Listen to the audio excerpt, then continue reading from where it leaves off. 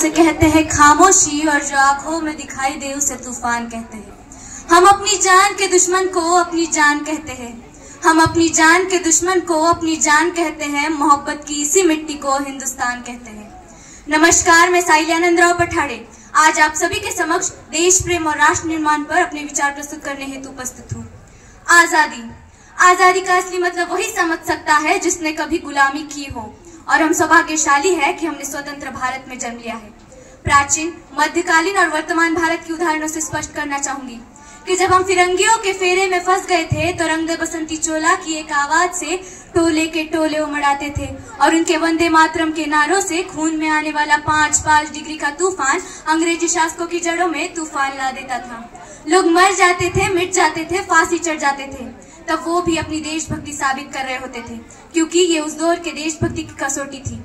उसके बाद 62, 65 और 71 के युद्धों में अपना सुहाग गवा देने वाली औरतें जब घर के हालात ये हो जाया करते थे कि प्यार भी भरपूर गया, मांग का सिंदूर गया, नन्हे नौनिहालों की लंगोटियां चली गई, छोटी छोटी बेटियों की चोटियां चली गई, बाप की कमाई गई, भाई की पढ़ाई गई, एक ऐसा विस्फोट हुआ पता ही चला नहीं, पूरे जिस्म की बोटियां ही हो गई। लेकिन आपके लिए तो एक आदमी मरा है साहब, मेरे घर की तो रोटियां ही चली गई। ये वाले हालात पैदा होने के बावजूद एक माँ अपने बेटे को सरहद पर दुश्मन की धज्जियां उड़ाने के लिए भेजती और उसे पत्र लिखकर कहती कि अम्मी ने पत्र लिखा है बड़े ही चाव से, अम्मी ने पत्र लिखा है बड़े ही चाव से, पुत्र मेरे ना घबरा जाना, 1 इंच भी पीछे ना हटना, चाहे इंच इंच कट जाना, चाहे इंच इंच कट जाना। इस तरह से पूरा परिवार अपनी देशभक्ति साबित कर रहा होता था। तब देश बलिदान मांग रहा होता था, तब देश मर जाने को कहता था, तब देश लड़ जाने को, मर जाने को, फांसी चढ़ जाने को कहता था। किंतु आज देश लड़ जाने को नहीं कहता, आज देश मर जाने को, मिट जाने को, फांसी चढ़ जाने को नहीं कहता, बल्कि मेरे विचारों में है जो आदमी अपना काम पूरी लगन, पूरी मेहनत और पूरी ईमानदारी से करेगा ना, वही सच्चा देश प्रेमी और वही सच्चा देशभक्त होगा। मैं नहीं मानती कि फेसबुक और व्हाट्सएप की डीपी को 3 रंग में रंगना ही देशभक्ति है, और अगर आप कहोगे साल के 2 दिन हाथ में तिरंगा लेना देशभक्ति है, तो मैं पूछना चाहूंगी फुटपाथ पर रहने वाला वो बच्चा ट्रैफिक की छाव में नंगे पांव में जब तिरंगा बेच रहा होता है तो क्या आप उसे उसकी देशभक्ति कहोगे? नहीं, ये उसकी देशभक्ति नहीं बल्कि उसके पेट के भूख की शक्ति है जो इसे ऐसा करने पर मजबूर कर रही है। क्योंकि न मस्जिद को जानते हैं न शिवालों को जानते हैं, न मस्जिद को जानते हैं न शिवालों को जानते हैं, जो भूखे पेट होते हैं ना वो सिर्फ भोजन के निवालों को जानते हैं।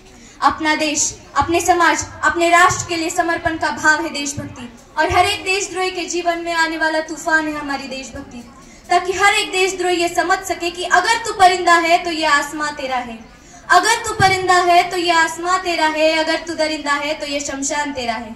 भाईचारे से रहना है तो रह इस जमीन पर, वरना ये कब्र भी तेरी और ये कब्रिस्तान भी तेरा है। लेकिन एक देशद्रोही से ज्यादा एक देशभक्ति तब बहाओ जब कोई बेटा अपने बूढ़े माँ बाप को वृद्धाश्रम की चौखट पर छोड़ाए। करा उठती है वो देशभक्ति जब मुसीबत में फंसे लोगों की जान बचाने की जगह हम सेल्फी लेकर अपने लाइक्स बढ़ाने में लगे रहते हैं। वो युवा जिसके ऊपर जिम्मेदारी है अपने देश, अपने समाज, अपने राष्ट्र की आशाओं को बांधे रखने की, वही युवा अपने कोमल उंगलियों के घर्षण मात्र से भावनाओं की इमोजी भेज रहा है। 4 बोतल वोदका, काम मेरा रोज का, ने भारत का भविष्य तबाह कर रखा है। और मैं बता दूं, महिला सुरक्षा के मामले में हम अभी भी 4थे नंबर पर आते हैं। हम ना एक ऐसे समाज में जी रहे हैं जहां पत्थर की मूर्त को लगाए जाते हैं 56 भोग, और भूखे नंगे तड़पते सो जाते हैं लोग, भूखे नंगे तड़पते सो जाते हैं लोग। मजदूर को मजदूर समझिए, मजबूर नहीं। गरीब को काम दीजिए, दान नहीं। और अगर दान देने के इच्छुक है तो जीते जी रक्तदान दीजिए, और मरने के बाद अंगदान देकर मरते हुए को जीवन दान दीजिए। यही सच्ची देशभक्ति और यही सच्चा राष्ट्र प्रेम है। न सरकार मेरी है न रब मेरा है, न सरकार मेरी है न रब मेरा है, और ना ही ये बड़ा सा नाम मेरा है। बस इस बात का गुरूर है मैं इस भारत की हूँ और ये भारत मेरा है। परंतु एक वैचारिक बीमारी मुझे अपने समाज में नजर आती है। कहा जाता है हम दुनिया के सबसे बड़े लोकतंत्र हैं, जहाँ हिंदू पैदा होते हैं, मुसलमान पैदा होते हैं, सिख, क्रिश्चियन और ईसाई भी पैदा होते हैं, किंतु बदकिस्मती से अब इंसान पैदा नहीं होते।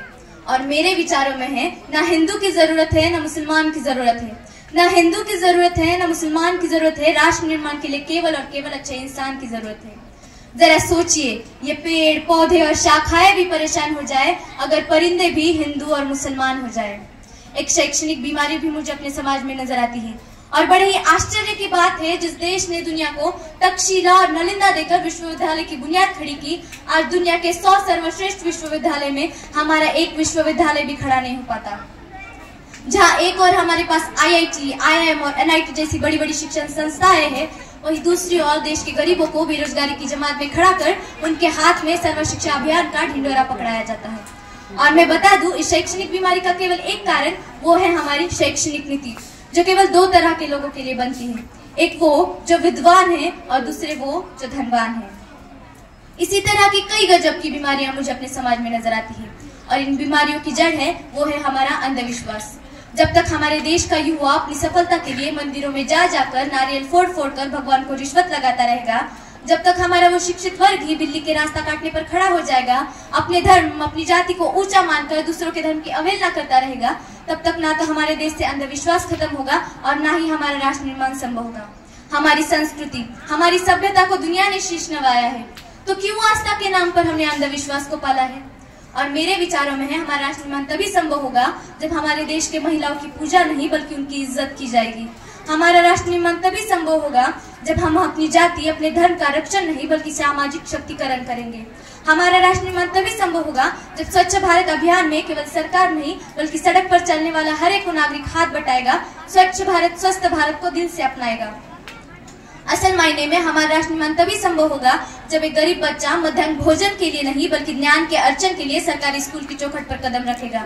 और हमारा राष्ट्र निर्माण तभी संभव होगा जब पिज्जा डिलीवरी की तरह हमारी एम्बुलेंस भी 30 मिनट्स की गारंटी देगी। और हमारा राष्ट्र निर्माण तब तक संभव नहीं होगा जब तक एक नागरिक नैतिक रूप से सटीक, चारित्रिक रूप से भ्रष्ट, मानसिक रूप से दिव्यांग, धार्मिक रूप से अंधा नहीं हो जाता, तब तक हमारा राष्ट्र निर्माण संभव नहीं होगा।